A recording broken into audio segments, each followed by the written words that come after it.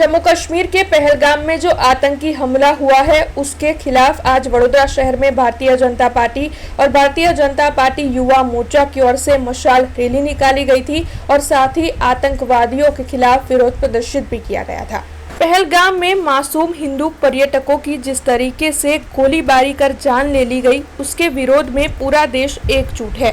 तब वडोदरा शहर में भी भारतीय जनता पार्टी और युवा मोर्चा की ओर से काला घोड़ा सर्कल के पास विरोध प्रदर्शन आयोजित किया गया था।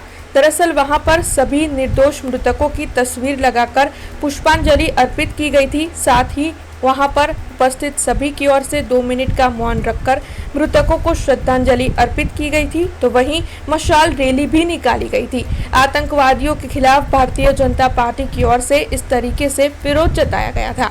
वैसे आपको बता दें कि इस आयोजन के तहत गुजरात विधानसभा के मुख्य दंडक बालकृष्ण शुक्ला, भारतीय जनता पार्टी के शहर अध्यक्ष डॉक्टर जयप्रकाश सोनी, पूर्व स्थायी समिति के चेयरमैन डॉक्टर हितेंद्र पटेल, पूर्व मेयर भरत डांगर, शब्दशरण ब्रह्मभट्ट, युवा मोर्चा भाजपा के प्रमुख पार्थ पुरोहित, विधायक मनीषाबेन वकील, काउंसिलर और होद्देदार बड़ी तादाद में मौजूद रहे थे।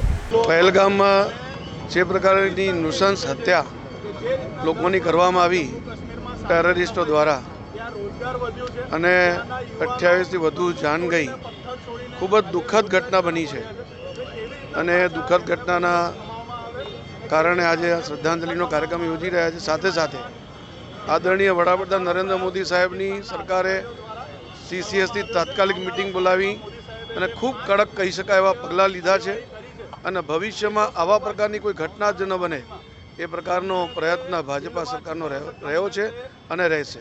આ એક કાયરાના હુમલો પાકિસ્તાન દ્વારા અત્યાર સુધીનો આતંકવાદી હુમલો થતો હતો એના કરતાં આતંકવાદી હુમલો એકદમ અલગ છે।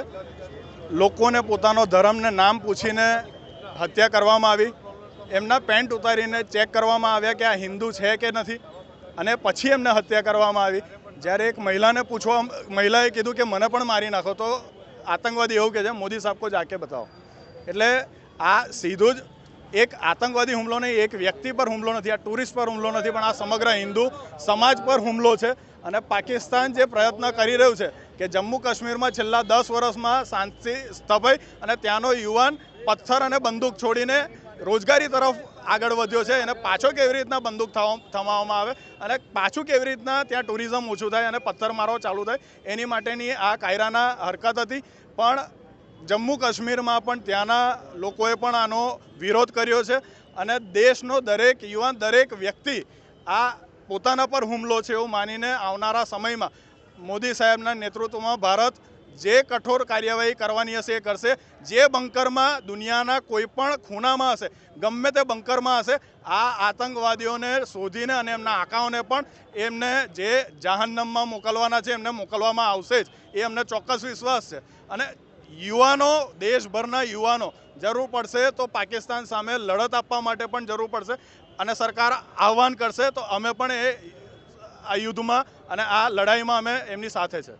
हमसे जुड़े रहने के लिए हमारे YouTube चैनल को सब्सक्राइब करें और नई वीडियो की नोटिफिकेशन के लिए बेल आइकॉन को दबाएं।